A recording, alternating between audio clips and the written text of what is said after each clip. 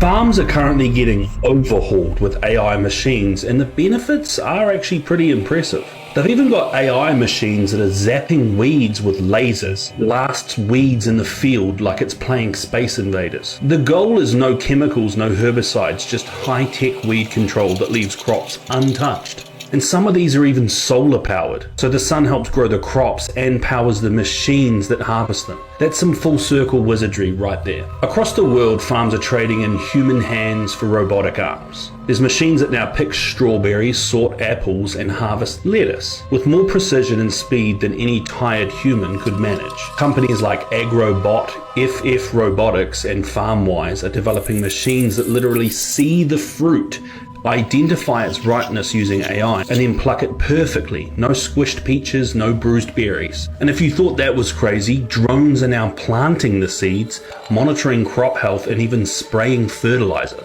With multi-spectral cameras and AI mapping, a drone can scan a massive field and tell a farmer exactly where the crops are stressed before a human could even notice. And this isn't just convenience, it's necessity. Labor shortages are crushing farms at the moment. People don't want to work 12-hour shifts in the heat for minimum wage. No surprise. This is the kind of stuff we need to be using AI for. Building out machines that could handle stuff like this could actually solve food shortages. It could utilize all of our available farmland to grow more crops. It could even keep what has been planted thriving longer than traditional farming methods. Unfortunately, while seeing this may inspire hope in some people, because it does look like they're trying to utilize technology to figure out a way to feed an ever-growing population. And of course, that's how they're going to advertise and try to sell it. I just can't shake the feeling that the only reason they're doing this is so they can have fully automated farms that are going to grow food for the elite whenever they pull off their depopulation agenda. Then they won't have a need for us at all. We are literally watching them make us unnecessary in real time. Hey, don't forget to click like and subscribe if you haven't already, and check out my merch store at berry-stepp.com. One man who knows the dangers only too well is Aman Jabi, who was at the forefront of digital development in Silicon Valley, California, for 25 years. He left when he recognized the dark side of surveillance technology, choosing instead the peace and beauty of Montana. He's an expert in facial recognition. It's a technique that is used to uniquely identify the biometrics of any face. So, in a device like your smartphone, and most modern smartphones in the last 5 or 7 years, they have a 3D camera module in the front of the phone which you cannot see. Within that module is a near-infrared projector which projects tens of thousands of dots on your face. Those dots are then distorted based on the contours and the features of your face, and there's a near-infrared camera then takes a picture of that distortion, captures it, and then reverse engineers the exact profile of your face. In the longer term, facial recognition will be used to unlock your digital identity, which is going to be a tool of control for the agendas that are coming down the pipeline. Elements of that control are already with us. Alexa, good morning. Good morning. You are never alone in your home, and this is why. All your devices at home and all smart appliances, they are all connected on a wireless network. Many of these devices will have cameras, many will have microphones, and so they are monitoring everything all the time. Your smart appliances are communicating with the smart meter and sending it real-time usage data. If there's a Ring camera also in your home, a mesh network is formed, and all your devices are being tracked within the home, its location, its usage, and all the data is going to Amazon servers. When you leave your home, all modern vehicles are connected to the internet, so your automobile is being tracked all the time. When you're going under a string of smart LED poles and smart LED lights on the highway and in the streets of your towns and cities, those form a wireless network and are tracking your vehicle. They are tracking all the devices on you, from smartphones to smartwatches when you're walking on the streets. So data is being collected 24/7 continuously on every human being whenever you are within these wireless networks. And it's obviously not good for health also because of all the electromagnetic radiation. In the long term, the plan is to pretty much lock up humanity in smart cities, which is kind of a superset of a 15-minute city. They've sold all the state and local governments and countries that smart cities are about sustainability and the good of the city. But in reality, the language from the UN and WEF and their white papers is all inverted. So, air monitoring is really about limiting mobility and no car ownership. Right? Surveillance, control via LED grid is why the smart lighting is there.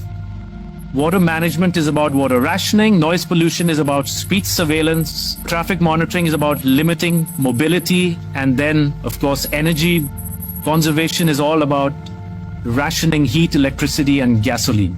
Another concept one should be familiar with is called geofencing, and that's, think of it as an invisible fence around you, where you cannot go beyond a certain point. And that will be related to your face recognition, digital identity, and access control. Your smart contracts, SoftBrick can turn off your digital currency beyond a certain point from your house. Our world has been turned into a digital panopticon. That means you can be monitored, analyzed, managed, and monetized.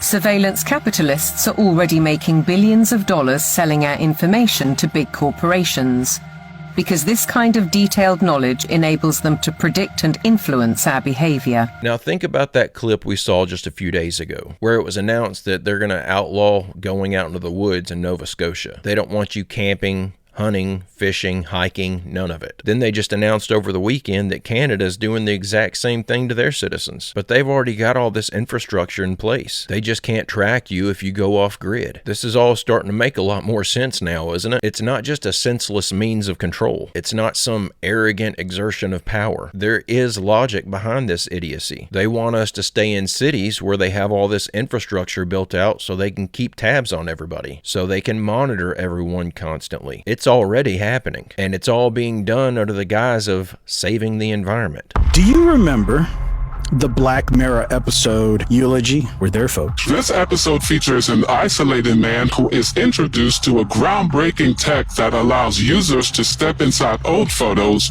helping someone remember the past. We can enhance the moment by entering the image. Shall we go in? What do you mean, go in?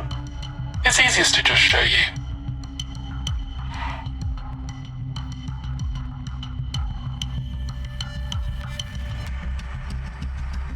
They want you to believe that this is the future. It's like, isn't this good? Don't you want to remember the memories you forgot? We can help you remember those memories. We can bring them back to life. What if those memories that they're bringing back to life are really not your memories? It's part of those memories, and because you can't really remember because they're distant, why can't they just alter to get you to believe, oh, is that what happened? I don't remember that, but it makes sense. And now they got you to believe a secondary narrative. But we're there, folks. Black Mirror is here.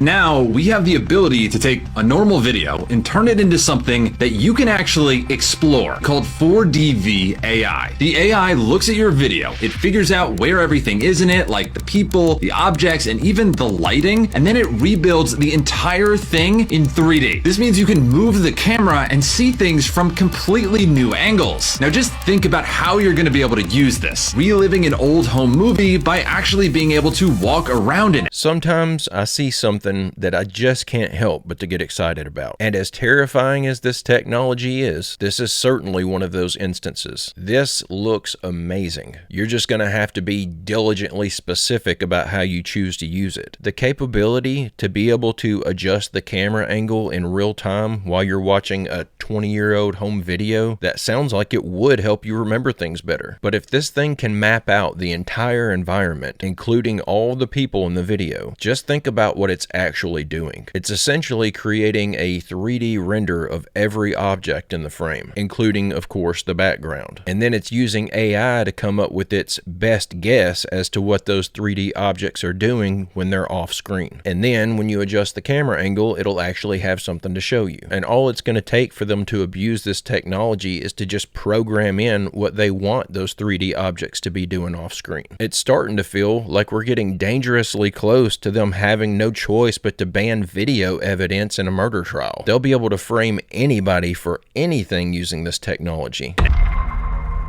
Oh, hey again. So you know when you like share stuff online and then you inevitably get comments of people calling you a crazy conspiracy theorist, and it's not possible that the government could do such a thing? And sometimes just in my leisure reading, I like to read U.S. patents, don't you? So if you just go to the deep state machine that we call Google, just look up U.S. patent number 6470214. Oh, what do you know? Directed energy weapon, targeted individual patents from the year 2000, pulsative manipulation of central nervous system. Published in 2002, method and device for producing a desired brain state via magnetic waves. And this fun one from 2013 has 4 different assignees, controls brain state by placing engineered EMF patterns into the AC wiring of a building. And from 2014, induced desired brain state in person by adding waves into a music file. And from the year 2000, induces desired emotional state through an EMF, sleeplessness, sexual arousal. 2015 monitors vital signs of subject via remote application of radar waves, handheld. And then here's one from 2002. Remotely transmit intelligible subjective sound into targeted consciousness, voice to skull. Oh, and who's the original assignee? The United States Air Force. And so, would the U.S. deep state government use such patents on its people? No. I find it very interesting how I'll try to put a variety of topics in each one of these videos, and sometimes in doing that I start seeing how things are connected that I otherwise may have never noticed. Seeing that clip about the mass technological surveillance earlier, how they have all of these systems in place already to keep an eye on you and watch your every move, and seeing how they have all these patents to not only affect the way you think, but to literally send a disembodied voice directly into your skull. I'm thinking that these are systems that are specifically designed to go hand in hand with one another. One of these days, you're going to be driving down the road in your car. You're going to venture too close to that imaginary boundary line they don't want us to cross. And when you get out of your car to try to cross it on foot after they shut your car off, they'll probably just beam some high-pitched squeal into your head until you turn around. You wouldn't have any choice but to comply. Apparently, if the powers that be get their way, our thoughts aren't even going to be safe anymore. And next, we can also apply that to much more complicated robots like the humanoid.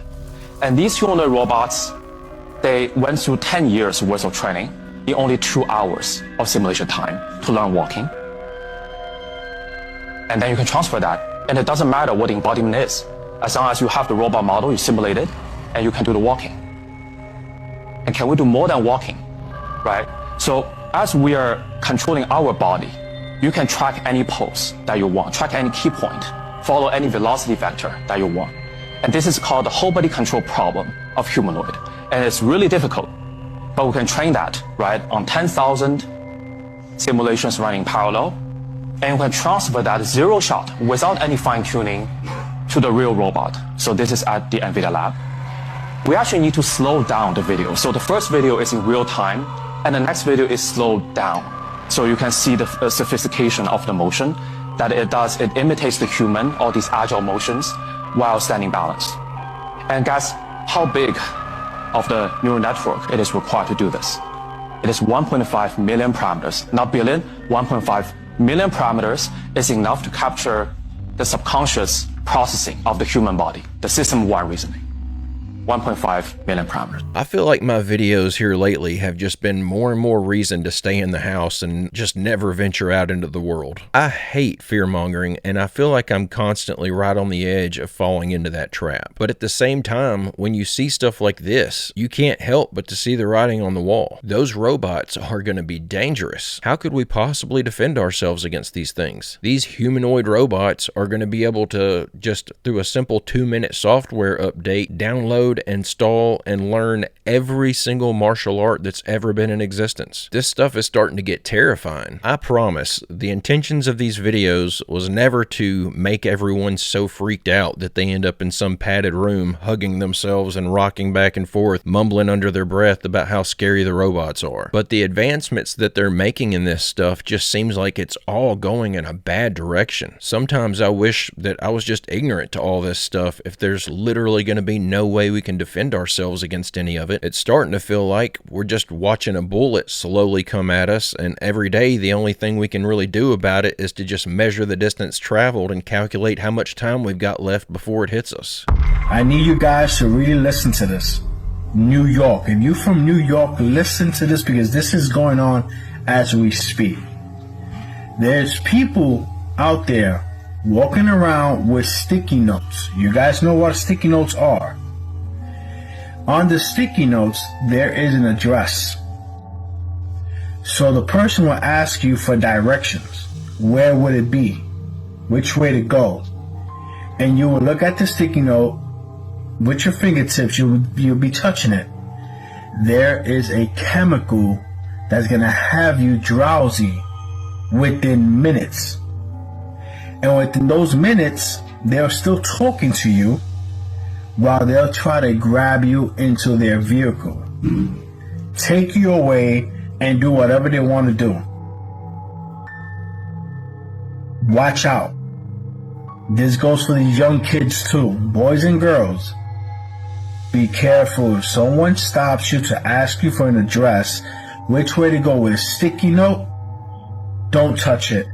Keep it moving, because they trying to take you. I tried to look this one up to see if I could figure out what chemical it is that they're supposedly using on these sticky notes. But all I really came across was more videos just like this one on Facebook and TikTok. I couldn't find anything. I didn't even find a singular report of someone claiming to have been abducted this way. I think this could be an urban legend that's starting to pick up steam. It does sound like something that people would try, but I also couldn't identify a single chemical that would react this way with such a short exposure time. Even chloroform takes a bit more time to take effect than what they show you in the movies. That stuff can take 5 to 10 minutes of direct exposure before it really does anything, and a lot of people aren't even susceptible to it. And I'm not telling anyone to not be careful, especially if you're living in New York, but I think this one probably falls into the fear-mongering category.